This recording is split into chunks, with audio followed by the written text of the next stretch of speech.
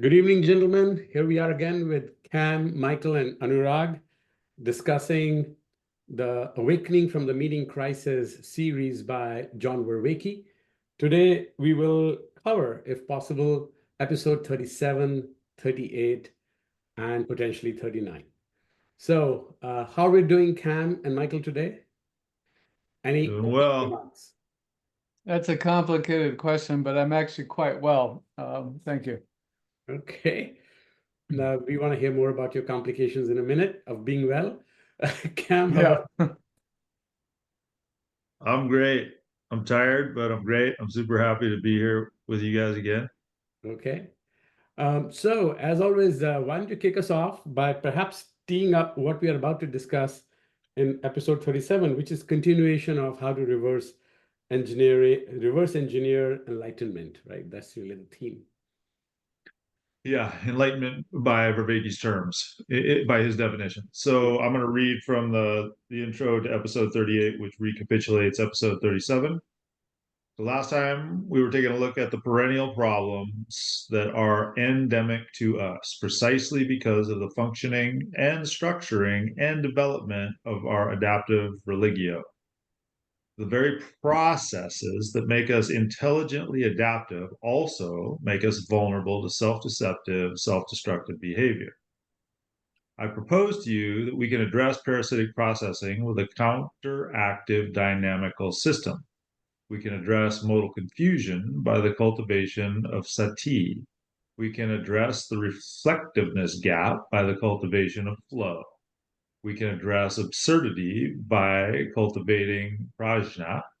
We can address anxiety by cultivating inner dialogue, by internalizing the sage through a process of internalization that allows us to identify with the sage.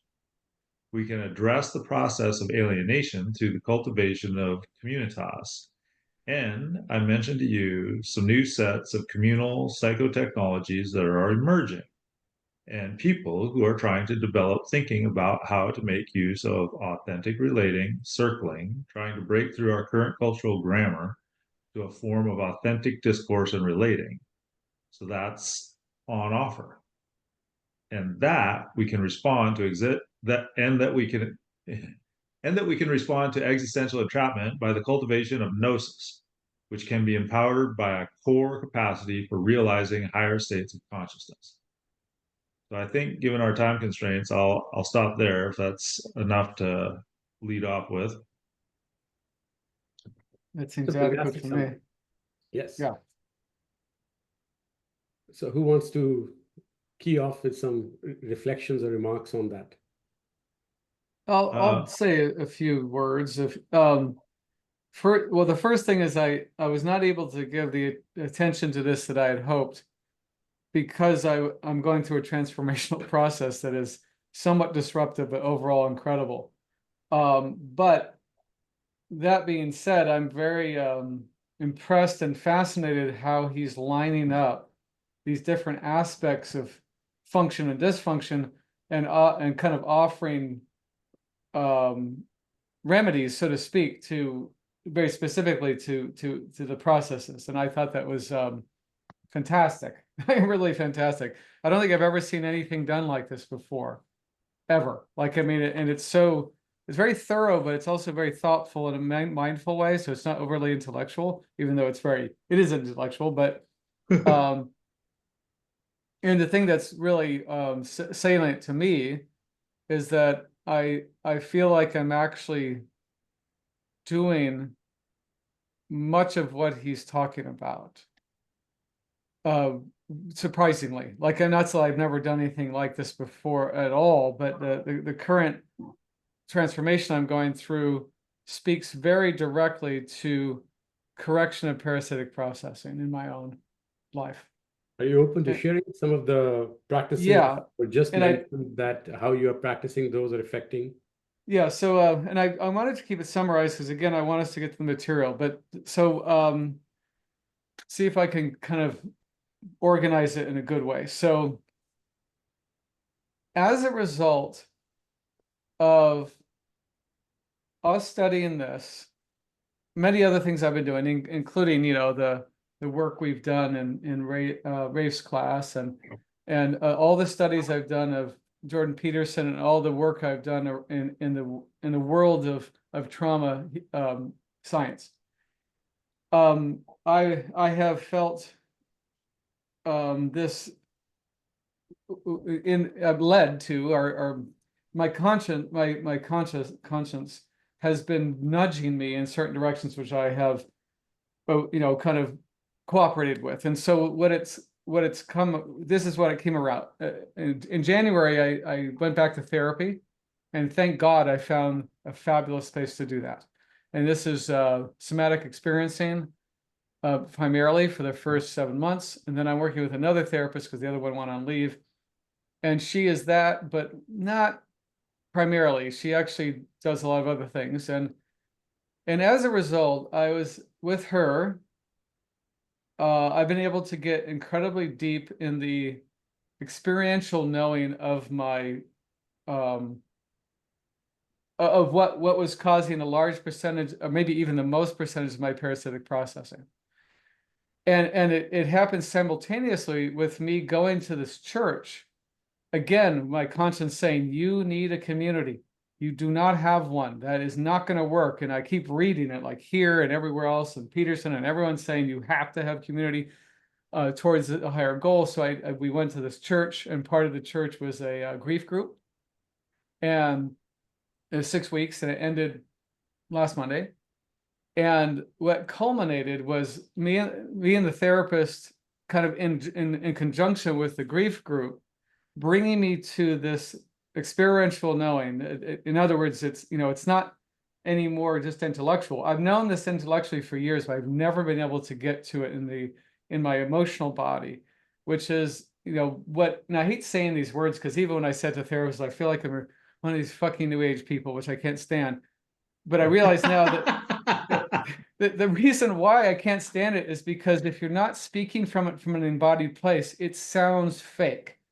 And I think most people, and I hate to say that, I don't mean to be judgmental, but most people that I've heard say these things are speaking from an intellectual place that has no sort of emotional or experiential context. It's just all up here, and it kind of sounds that way when they talk. And what I got deep into was the experience of what I had to do to survive my narcissistic and abuse, my incredibly abusive past. And I know this intellectually, but I actually experienced it, which was to protect myself from self-annihilation. I had to blame myself for my parents' dysfunction. Because if I hadn't, I would have killed myself. And part of what has come up in the last 5 years, or maybe, about 5 years, is I have truly experienced those emotions of those emotions being so overwhelming that the only solution is to kill myself. And because I was in the group, which is a container, and there's this sort of dialogue, right, where we were sharing our experiences, and I noticed that when people shared these horrific things. 2 people lost their children. One was 16, the other was 20. I'm like, oh, and then other people had lost their partners of like 60 years. And something about witnessing that and them coming from an authentic place of sharing really gave me permission to go deep as well. And of course, I had the support of my therapist. And it culminated in me truly going back to that place, being with it, but with support, right? This is the difference. And this is the trauma science says. The reason you were traumatized is because you were faced with something that you could not process adequately because of the lack of an empathetic witness. That's actually the exact term. And I had like 20 empathetic witnesses in this group. And it was a very well-run group. And the container was safe. The 3 facilitators had their own grief, but they were holding a really good space for everybody. And boy, it just came out. And during this process, and this is part of why I'm recovering, is that I feel incredibly good emotionally and psychologically, but my body is a wreck. I have hives all over my body. Literally all over my body in a way I've never experienced before. And again, what I know from the science I've studied is that the body takes much longer to process than the mind. So now what I know I have to do is to care for my body, and nurture it. And here's the other part that has to do with the narrative, is that the other part I understand about trauma science is that to heal the past, one must relive it now with a different ending. So what I'm trying to embody in myself is, what would I have needed then that I didn't get, that I can give myself now to rewrite the story? And it's already happening, because I had the empathetic witness, I've got my therapist, I'm stronger, mentally, physically, everything else. So the next, question to myself is, how do I nourish my body and, back to health from going back to that state of that deep, dark place of hell. It's a form of hell. And therefore rewriting the narrative so that now I am no longer afraid of that place. This is part of what I understand about the trauma stuff, is that, there's a dragon that burned you, in the words of Peterson, and until you go back and face it successfully, it will pursue you ongoing, because your subconscious knows that there's that place that is unsafe, that you have no narrative structure or embodied. Exactly what Vervaeke is saying here is, you need a pattern of being that matches that situation successfully in terms of navigating it. So that's what I'm in the middle of right now. And it's just kind of incredible that that's what we're reading about largely now. And like I said, I wish I would have had more time to be with it more on a more intellectual level, but at the same time, I'm like, well, I guess I shouldn't complain, given that this is the point, right? And I will get to that part. And I also, I'm glad you guys are here, because, I'm sure that you'll help piece that together a little bit better. Because I would like to have that structure, like, okay, parasitic processing, what is the solution to that? Why does it go wrong? Those things intellectually I can't quite articulate exactly clearly right now, but I can experientially do that, just not in terms of like writing it down or making a presentation quite. But that's basically what I'm in the middle of right now, is and it's amazing. I never thought I'd get this far. I really didn't. I never thought I would get this far, because that has plagued me for years. And the thing that the result of this of what happened to me was absolutely unbelievably intense self-hatred, because it's my fault that they didn't get better. And if I had just been a better kid, or I had been nicer or something, then they would have got better and everything would have been fine. That's the survival orientation that children like myself often take to survive a situation. And of course, it actually was necessary, because otherwise I would have killed myself. So it's actually a good trade. It's just an expensive one. And I'm kind of in the middle of rewiring it so that it doesn't, that no longer, because in a sense, it's a lie, but not exactly, because it actually did save my life. So it was the best I could do. And now I have to figure out how to rewrite that story, which is, I'm a person of value from the very base of my own perception of myself, despite my flaws. And then that's going to reorient the whole way that I relate to my life. And it's already starting to happen. But it's, and I wonder if I'll have anything more profound than that to work on in my life. I don't know, but we'll see. It's like, hopefully maybe it'll be a little lighter from now on. But anyway, that's does that make sense? More fun anyway. What's that? More fun? Yes, fun would be nice. I'm not very good at fun. I'm working on that. Did that resonate with you guys in terms of what we're studying here? And yeah, definitely. Yeah, so that's my story at the moment, and it's I'm very grateful. I feel like I feel I'm feeling better about so many things. I feel like I've been pursued by this my whole life and couldn't see it clearly. Not really. That's so anyway. quite a profound sharing you just had with us. Thank you so much for sharing. It's not to be able to witness that, first of all, in a safe place where you went through that experience. And secondly, seems like you are still processing it and you're coming out on the other side in a much better place than when you went in. So that's always absolutely positive to hear.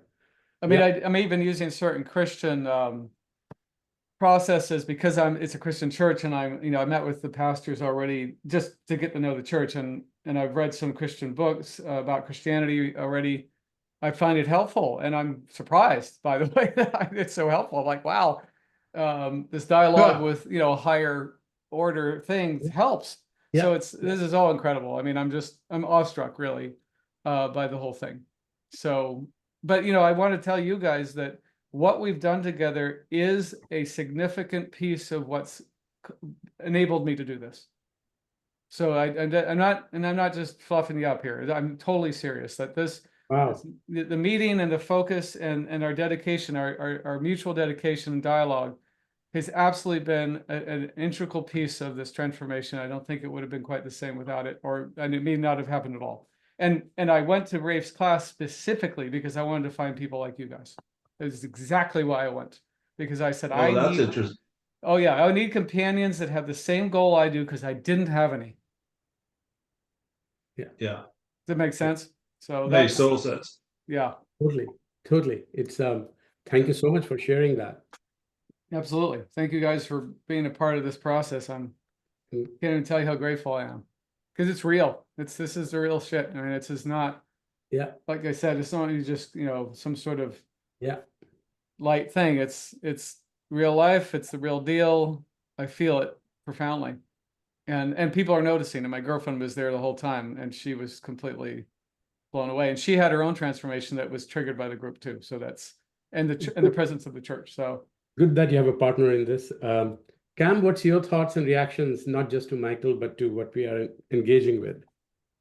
Well, so as I'm listening to Michael, so first of all, Michael, thank you very much for sharing the experience. You said something at the beginning. You were talking too fast for me to catch it, but it was essentially, well, I've told you before that my perception of you is of, you're a practitioner of the healing arts. And when you said that, hopefully it gets lighter, and I said I kind of quipped and I said, or more, at least more fun. I don't know that it gets any lighter. I think fun's a better word. If there's any end, at the end we're all dead. Yeah, right. So that's about as down and dirty as it gets. So, yep. But it can be a whole lot more fun. And when I know you're starting to get into some of the Christian texts. And have you been through Lewis's Mere Christianity yet? No, it's on my list. I mean, it's so there's one. So it's yeah. just a series of real short essays that basically came from radio talks, I believe. And there's one in there. I'll try to, if I can remember, I'll try to draw your attention to it. It's only a couple pages long, but he makes basically that same comment. Does he? Oh, good, good. He's like, it's so much more fun. It's not like all of the hard stuff goes away, but there is a way to have it be more fun. And just, I feel kind of spoiled because I feel like it's mostly been like I live a blessed life. I've lived a blessed life and continue to live a blessed life, and God willing, will continue to live a blessed life all the way to the grave. So, but to try to put it into the context of episodes 37, 38, and 39 here, Anurag, what was really jumping out to me is I had drawn a little an arc this time for my own notes. I should have taken a picture and sent it to you. Maybe I can do that too. But at the end of it, associated with episode 39, so I'm going to go way out to the end, and then I'm going to try to come back. So episode 37, which is the one that we're covering first here, the focus in my mind was the perennial problems. He was basically revisiting the perennial problems that he had addressed earlier in the series. Okay, so as a recap of that, and then he closes out the end of 39 getting into wisdom, where he's starting to get excited, and he's saying, okay, here's how the wisdom piece comes back in. And when I listen to Michael, like the only way that you earn wisdom, like there is no such thing as counterfeit wisdom, I don't think. It's like you actually have to go through the journey, so to speak, or what you just laid out was a fairly arduous journey, I guess. So then one step back from that, in episode 39, he talks about he's really starting to explore the contemporary technologies. He's like, okay, if we seriously understand now what is necessary to cultivate, Anurag, you might need to help me with the vocabulary here, but the counteraction, the antidote to the parasitic processing. So the part of the perennial problems, the bind that those get our adaptive processes into, the counteraction or the antidote to that is it requires a cultivation, it requires an ecology of practices. He keeps saying in these episodes, ecology of psychotechnologies, which is kind of psychobabble from my perspective, but fine. You're a psychologist. That sounds good. I'm more amenable to Rafe's approach, which is it's a more classical ecology of practices. So there's definitely a psychological component to it. There's a technological component to it, but there's heavy duty necessity. There's an acknowledgement of the heavy duty necessity of the embodied action, which Vervaeke addresses through the 4E cognitive science model. So I'll just say one more thing on that. And it sounded like he kind of dropped an Easter egg in there early on, I forget which one it's in, Anurag, but he says, I kind of think there's five E's. And I'm like, oh, I missed that last time through. What are you alluding to there, sir? So that was kind of a little bit of a random walk, but that's what I got, Anurag. Yeah. No, I'm going to pick up on, I'll respond to the 4 E's and some of the other comments you just made, but I'm going to pick up on 2 points, on a point both of you made separately, which is it should get lighter and you're feeling lighter, right? Because you're going to. I am. And what's interesting for me is that when you look at Vervaeke's view of parasitic processing, which he discussed many episodes earlier, around how we get into these anxiety loops that we can't get out of. That's his definition of parasitic processing. That narrows your worldview and you start going deeper and deeper. And the processing actually, rather than opening you up, constrains you, narrows your worldview, and reduces the affordances and the options you think you have available till you reach a point where you're so lost that you're just trapped by that machine of the cycle of thoughts. That's how he described parasitic processing in one of his earlier episodes. But what's interesting is when he starts describing in this episode how to address it, and of all the shortcomings, he starts with parasitic processing, and he says, to counter that narrowing, you need an alternative dynamical system that allows you to open it and open yourself to new possibilities. And what he does is suggests Buddha's Eightfold Path, right? Which is interesting because if you follow Eightfold Path, which, it's actually pretty straightforward practices that are purely, some of these sound like almost Socratic style, like psychological practices that prevent you from getting attached to your thoughts too much so you can distance yourself and not take it personally. And the whole Eightfold Path that describes how to, that there is suffering, that's the truth, and specifically the tactics of how to overcome that parasitic processing.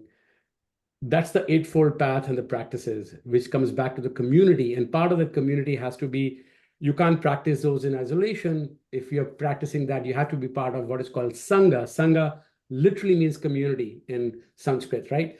So all of that is true. But what's really interesting is that the advantage of pursuing that, and how do you know that you've come out of parasitic processing through this new way of relieving yourself from anxiety? He calls it joy, right? So, right. Yeah. In Hindu literature also, state of what we call bliss or joy. Joy is like very temporary and now, but state of eternal bliss, ananda, is what the term used in Hindu philosophy is. And in fact, that's how you find out, according to Buddhist philosophy, when you are a bodhisattva, like somebody who is on the path to becoming enlightened. How do you tell that they are? And that is unconflicted joy. and how they show up. And very often the stories of Buddha are that when common people would find him on the road going, wearing common garb, they were not taken aback by his appearances or his clothes, which were ordinary, but they were taken aback by how lit up he was, right? Literally in a state of like joy, right? Not high, but in a state of completely in sync with the world inside, the world outside, and how to deal with it, right? So the reason I bring that out is that I think a lot of the psychological outcomes should result in relief of suffering. And if it's not relief of suffering temporarily, it should definitely be on a path to relief of suffering, ultimately, hopefully reaching a point where I think you are in the world, but not affected by the suffering of the world, whether it's personal or the external. And that's kind of a very interesting goal to aspire for. Not that I am anywhere close to it, but just the idea of it is very inspiring. But that's true in Buddhism, that's true in Hindu philosophy when they talk about, unconflicted state of joy, the bliss. And that seems to be true psychologically also. Well, and the Christians say that, you're supposed to, what you love, that's the Agape. right, Yeah. agape, right? I mean, and it's, now I wanted to get some help with this part, if you guys can help frame it. So I'm trying to get this clear in my head. Vervaeke says the same mechanisms that are used to sort out meaning in an effective way can turn against you. How does he describe specifically that turn happens? Do you guys have that clear in your head? Because I don't, and I'd like to know what he says, because it's important, I think. Because he talks about it even in the 39. Yeah. So right. the easiest way I know of when he talks about historically is that because the relevance realization machinery is a process, not necessarily a product. It's not, you're constantly in the process of discovering what is more real than what it is. That's right. It's not a finished product. So since the process can be also mistaken, you can fall, for example, parasitic processing is a good example. Like you can get anxious and you can start projecting ideas and thoughts onto others and say the others are out to get you, and all sorts of things that now constrain your ability for salience landscaping, what's salient, what's not, prevents you from figuring out what's real, like what should be worth paying attention to because it's more real. You get caught by shiny bauble, and that's kind of distracts you. So basically what he's saying is every aspect of relevance realization machinery, from the idea of foregrounding, backgrounding, from the idea of what is salient, and from the idea of can I detect the right presence, right? Can I be in touch with the agent arena role I need to play? So he goes through the four, like the four P's, and said each of the aspects, you could be too propositional and your brain is all locked up in propositions. You could be not skilled enough, not have the fortitude to learn a basic skill like communicating or bicycling or arguing rationally. These are all skills. And if you misuse those skills and don't have them, then you could go off the rails in your conclusions. And you go down one level if you are not capable of shifting perspectives and perspectival knowing, then you might get so locked into your own perspective that everybody else is an idiot or an ideologue or a fool. Right. Everyone else is wrong, right? Right. And then all the way down to participatory, like you just don't know how to show up and participate in a community. So he's basically saying you can be all the things that you need to do right could also lead you to wrong outcomes, because the machinery is the same. If not tuned properly, not aligned properly, can lead you astray. Anita, I think part of what you said there that I've heard say over and over again by other people, Peterson's one of them, but there's many others, is that, and also Peugeot and others, is that people don't realize that, like, if you say I believe in God, that's a propositional statement. Yeah. It doesn't mean anything. it's a process, right? And this is, I think, part of what I'm trying to figure out, partly for myself and also for my clients, is that where do they fall off the cliff here in terms of how they view themselves in the world and how they participate in the world. And I think one of them is that you forget, you've mistaken a proposition for a process. That I think is one of the major problems in the world now, is that it's like, someone says, I'm a good Christian, I believe in God. Or you could be anyone. I don't give a shit who you are. You could be even on the woke left and say, BLM or whatever you do, free Palestine. And somehow that's supposed to prove your virtue, except you're not showing anything except a statement. And so if you don't show up through your actions and the way you process and refine how you orient, then you're an ideologue who's stuck. I mean, you're not evolving, right? And I think that's part of what he's saying, right? Exactly. But I like what you said as well about skills, because I've experienced that, I still do, and I see it in a lot of people. And they don't realize it, so they project onto others. They may be really horrible at social interaction. They don't know how to be reciprocal. They don't know how to act in a way where other people want to see them again because they're so difficult. And then they're like, well, I don't like them anyway. Or, they're just arrogant and stuck up. And it's like, yeah, no, it's because you kind of suck at socializing.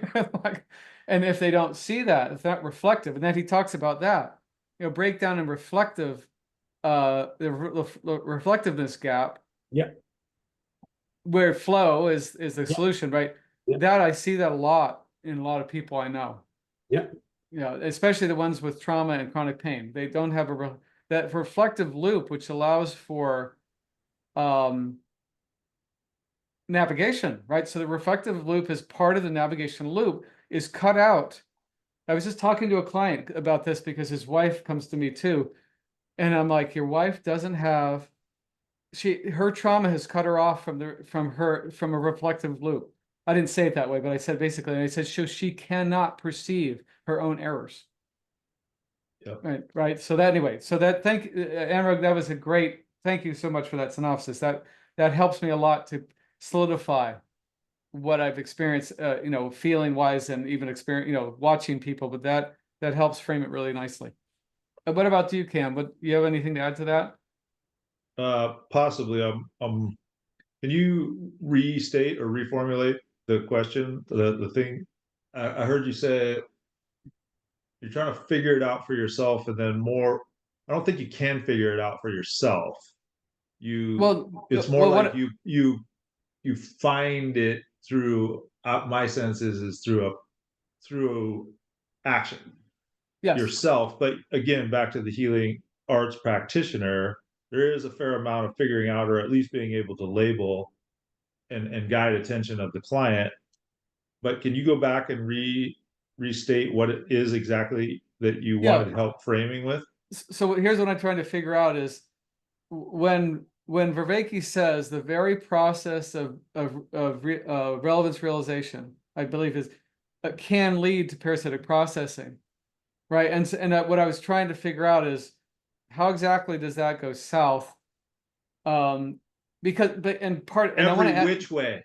Yeah. Well, here's the part that's so salient for me about this subject is that my whole life I've observed people who are in Buddhist temples, Christian churches, maybe they have a psychological background, all falling into this trap.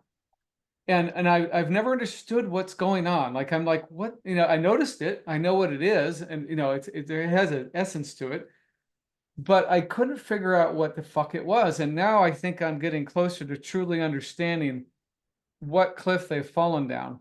And because they're in that loop of kind of the left brain dominance, as McGilchrist says, they can't even see that they're in their own shit. It's all about everyone else, right? It's everyone else is wrong, or everyone else is, but I'm superior. In some way, that's how they fall into it. And I see all institutions, this happens. All philosophical, it's like it's a perennial problem. I mean, that's what he says. It's a perennial problem. And I think it's a really important thing to grasp, because otherwise, all of us are subject to it too, right? I mean, so the more I can kind of get a Definitely. hold of this, the better for me and everyone that knows me, and then hopefully I can help other people out of it too, which I have. But sometimes I don't even know half the time why the hell it worked. I could, why did that work? What actually did I help correct? And now I think I'm getting a little bit closer, because I don't do talk therapy so much as nervous system cueing, but I do talk, but and I do help people orient to some degree, and I hope to do more of that. But that's what I'm, I think Vervaeke's really trying to drill into this. Like he's truly he's like pursuing it with absolute focus, right? He's on the hunt. Yeah, or it's got him.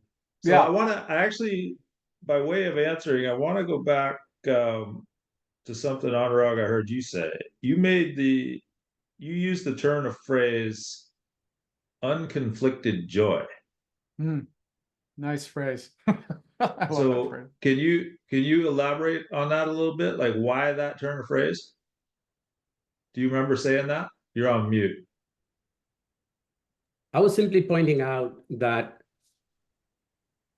when you look at parasitic processing, anxiety, and many of those negative perennial problems that he talks about, and at least I was responding to when he talks about, let's say, a Buddhist practice of eightfold path, set of practices that you follow, Yep. and or when at least according to Buddha or according to Hindu philosophy, this pursuit of enlightenment, right?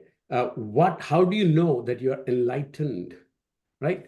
And one of the Right. Well, or how do you, I thought it was more along the lines of how do you know, I thought it was, how do you know when someone else is on that path? Yeah, right. So one of that is the whole idea is that is very hard to tell, but the more, if you're on the right path, you will become more uh, deeply and appropriately connected with what you are inside, what the world is, right? So both inside and outside, you are in harmony, and therefore many of these negative processes will go away. And what you will end up experiencing as an end state of that would be not simply loss of suffering, which is okay, good enough, I'm not insane, but actual state of unconflicted joy or bliss, etc. Wow. And that in the face of suffering. Right, in the face of, thank you. That Not just because on a happy day I'm feeling, but the thing is, in the face of suffering, when you reach that state where you have understood what is in your control, what you're not, and you can go down the what is enlightenment and all that, but effectively that is what the promise is of enlightenment according to Buddha or Hindu philosophy, of state of unconflicted joy, right? and You experience that state? I'm not enlightened. I'm not enlightened. But no, that's not what I'm asking. Do you experience unconflicted joy ever? Moments, and which is what Vervaeke would say when you're in a state of flow. When I'm Yes. listening to a particular kind of music that completely puts me in the zone, like I'm in that moment, right? A state of flow would be how psychologically today you would describe it, right? That happens for most mortals only once in a while when you are in certain conditions, when you feel totally in tune with your. So just so you guys know, I feel like I'm almost continuously in a state of flow anymore. There you are. Wow, good for you. So that would be the process. That would be the how do you get to that, and that is the path. Well, here's an interesting thing that I've experienced is that in the last 8 years, I have experienced profound long periods of flow. However, my experience is that when I come up against the next big gnarly hairy chunk, then there's the desert stage where I have to suffer and struggle and motherfucker and no, I think that eventually I think that eventually maybe I can get better at staying still like Anurag, you just said, there could still be an essence of joy despite the suffering. I think I'm starting to tickle that edge a bit. Because even like now, my body's a wreck in certain ways, but just my skin. Well, you've been doing the cold water immersion for a long time now. Yeah. Like that's a profound suffering on a routine basis. Well, it is. And you experience, don't you experience it now as don't you Oh. you feel that tickling of joy? Absolutely. I mean, Yeah. it was such a surprising thing. I'll never forget this one time because I also walk in the cold. So I took this long walk. It was like 2 hours in Golden Gate Park. It was, below 40. It was probably 40 or below, maybe around 40 or maybe 43. Wind was blowing. It started to rain a bit, and it was intense cold. And I felt like I was on top of the fucking world. I don't think I've ever felt better in my life, more alive, more present. And it was I was walking back home and going, how funny is this? Right? Here I am in a situation that most people would consider a complete misery, and I was so happy. And when I got home, I was just laughing. I'm like, but what a trip. Like, who would have guessed, right? But I also think that speaks to what flow is actually about, which is that you have to have optimal challenge against a certain optimal level of Yeah. ability, pushing Yep. the edge. And that's where it comes from. It's not from having ease. I think that's the big lie in the modern world. Ease Yeah. is not the formula for what you're talking about, even, Cam. So what I want to try to do, if you guys are game, is talk a little bit about consciousness, and he does just to play along here. Like, I think he starts to address consciousness again in episode 39, where he talks about somebody else kind of in passing and says, here's a possible explanation as to what it's for. And in listening to what you're saying, Michael, so if you're the hope here, at least, is that if my attention is I don't know if the right word is trained or practiced. My intuition says it's trained. So if my attention is appropriately trained, I experience that harmony. I think that you're talking about, Anurag. I think that is how I experience it. When the attention is appropriately trained, as in focused, attending not only the right thing, so to speak, but also with the right quality. So there's a quality to the attention, and there's both the object of attention and quality of attention.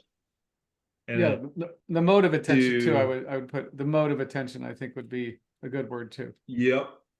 Right?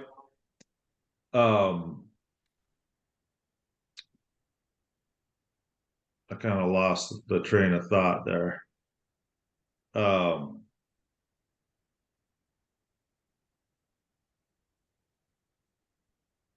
Consciousness, being conscious it's not necessarily a pleasant thing. It's not even a thing. It's not I'm consciously aware. And then within that field of conscious awareness is a locus of attention that it includes a quality. And what did you say? There's a quality and a mode. So there's a mode to there's an attentional mode. So the mode here, and the modes were basically having and being modes. He was drawn on somebody before about that. So I am simultaneously having and being. I have this clipboard in my hands, and I'm being with you some way, somehow. But those are not equal. Like, it doesn't feel like it's an equal measure, really. There's a distribution there, a proportioning. I think it's a good word. I agree. There's a proportional balance that equals an ideal path towards a higher way of being ongoing, right? That's how I understand it. Say that again. So it's you want a mode of being that perpetually refines how you engage with the world in a more accurate, more effective way, to be more in line with what's relevant, meaning what brings a higher good, right?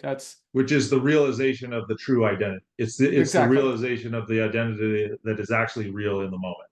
Right. which gives way, which is another way of saying defines the purpose. It defines what I'm for, and then I fit more or less perfectly into the moment.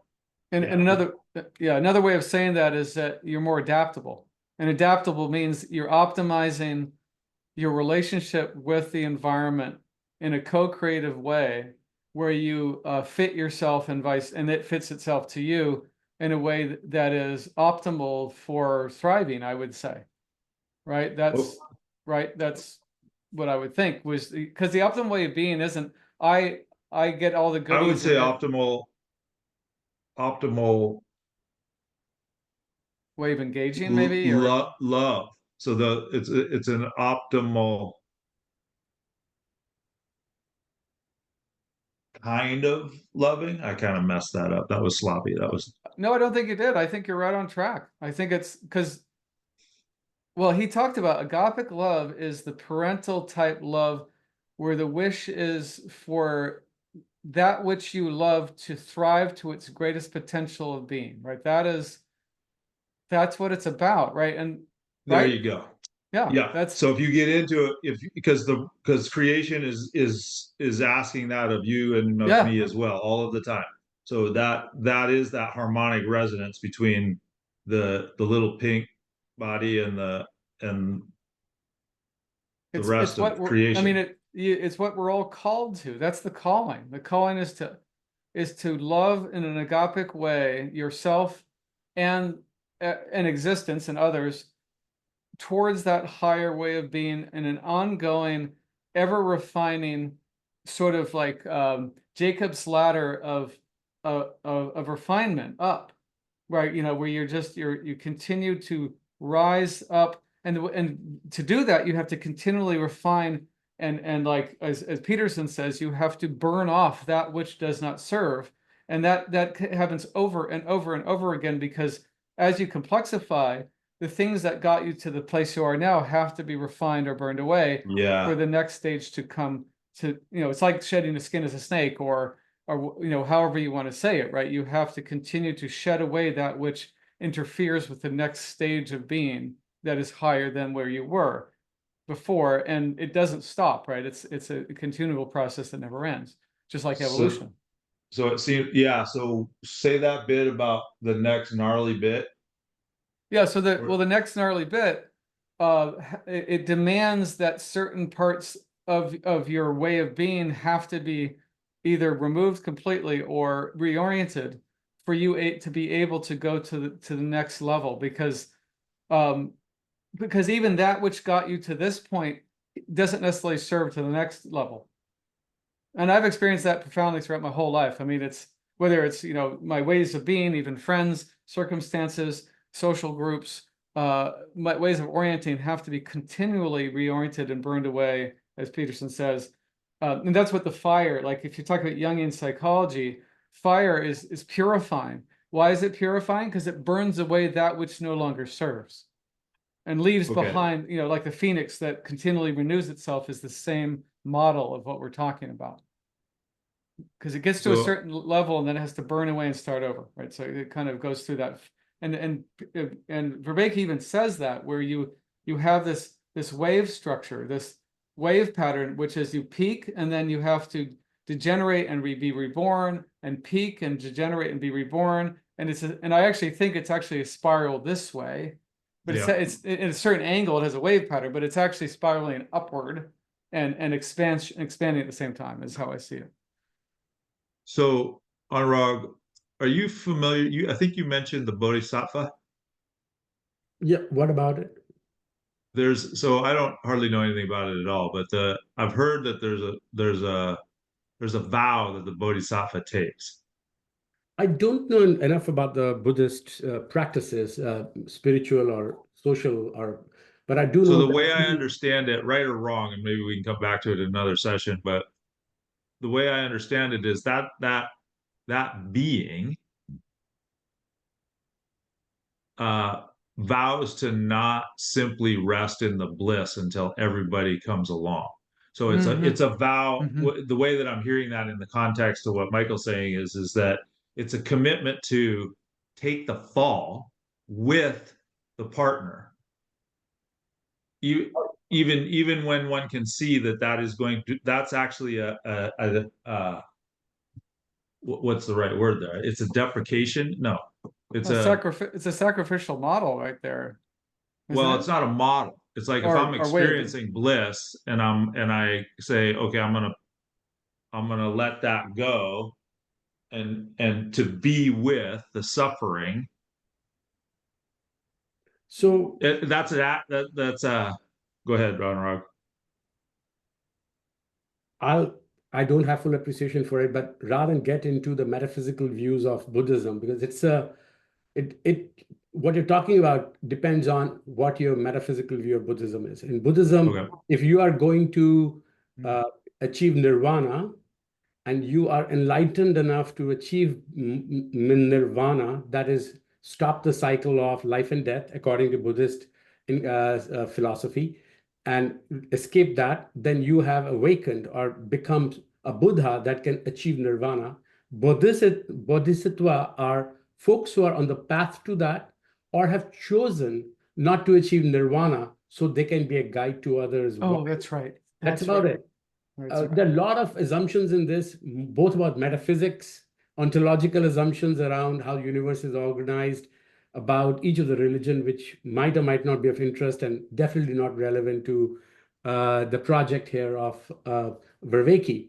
We're coming back to the awakening and crisis, right? Because that's, again, the metaphysical assumptions are not critical here. You could go down, there are some assumptions, but not important. What's important, what I found interesting in the conversation on agape was he defines agape. He obviously borrows it from the Greek and the Christian view of love, and particularly unconditional love for its own sake, for the process of making, becoming a person. But what's interesting is that his insight, which is agape is the deepest caring for the process of relevance realization that makes agent-arena relationship possible. So he's basically saying, if you want to care about relevance realization, agape is a mechanism for caring about the machinery of relevance realization, and that is the foundation of the participatory way of knowing, meaning agent-arena relationship. Which is very important because that's where he's taking it. He's not taking it into Buddhist metaphysics or Christian metaphysics or any of those things. He's saying the idea of agape, the love that is binding and is the process of becoming somebody, whether it's through unconditional love for a child, but it's definitely not centered on yourself, is the process of relevance realization, if you care about it. And then he takes it one step further, which I thought was brilliant, which says agape, and if you care about the agape and therefore care about relevance realization as a process, it gives you three things. And he names them. He says it gives you a nomological view. Nomological view, simply fancy word for it makes sense of the world, like physics and the laws of the world. And he says that gives you coherence and connection. The world makes sense, right? And second thing, it gives you a normative view, which means it gives you significance and depth. So it gives you meaning because now it's the right thing to do. It's beautiful, it's correct, it's true and beautiful and good. And the third thing is it gives you a purpose, which is what he calls a narrative view. I'm doing these things because of this story I have about myself and and that gives you a purpose, because then a narrative view gives you purpose. That I thought was a brilliant connection, purely philosophical and psychological, rather than purely like psychological mostly, trying to connect the idea of agape to relevance realization. I think that was really great framing, and he also goes into emotions around that, which I thought was fantastic, right? And how that ties in, because you need your emotions to do this, but because if you don't care, and you have to care about yourself, right, and the other, right, and that's where the emotions come in, but their motivation, right? He segues from that to 4E cognition, and he lays out 4E, But the thing is, he doesn't do a good job in this particular episode, but in general, he has talked a lot about 4E. And he personally has he has advocated for adding 2 more E's. One of them is emotion, right? So that's his view of 4E. Then he gives a summary of the 4 E's, right? And something I remember that I wanted to add about agape is he said early on in the course that it's about growing a person. Yeah. Right. To an adult, actually, or to a higher, to a higher level, right? Because they're unformed when they're young. So you're loving them into a higher, to a higher place, right? And I think that would be relevant to what love is about, right? It's a desire to grow oneself or others to a higher level of being in the best way possible, something like that. You guys agree with that? Yeah. Wow. So much to consider. So the E's, so embodiment, emergence, emotion, and excellence, right? So it's funny because when I read this, in this particular chapter, he just talks about embodiment, emotion, emergence. But actually, I think, I'm not criticizing him, but if you go back to his later chapters or sections or other talks on 4E cognition, those are not the 4 E's. The 4 E's he later on describes are like embodiment, embodied, embedded, inactive, and extended. Yeah. Those are the 4 E's. And then he proposes emotion and exaptation as the additional 2 E's. So that's kind of, but he doesn't do in this particular lecture good job of laying those 4 out. He just deep dives into the emotion and emergence, which I think is important point. It's not clear it fits the framework of 4 E's. He states it in the beginning for 2 minutes, but doesn't really expound on all 4 of them equally. Wow. Okay. They'll be interested to listen to those eventually. So I'm gonna closing remarks. We are out of time. We'll closing remarks before I stop the recording. It's been amazing. I appreciate you guys being open to me sharing, what I've been going through as part of this, and I am grateful for that, and also grateful to have again like the different talents and filters that we have to add to this conversation. I think is very rich, and I'm glad that we all have different skills to share in that regard. So thank you both for that. Yeah, I'll second that. And I guess the closing remark that I'll make is that it feels to me as though when Vervaeke, when he alludes to, or it's not even an allusion, he just says, if you look at what Wikipedia is and what it's doing as a phenomena, my sense is that the recording of these sessions amongst the 3 of us are essentially like the next, maybe not the next, but it's a progression of that same phenomena of, well, relevance realization at a different scale than I think we've probably seen as a species before.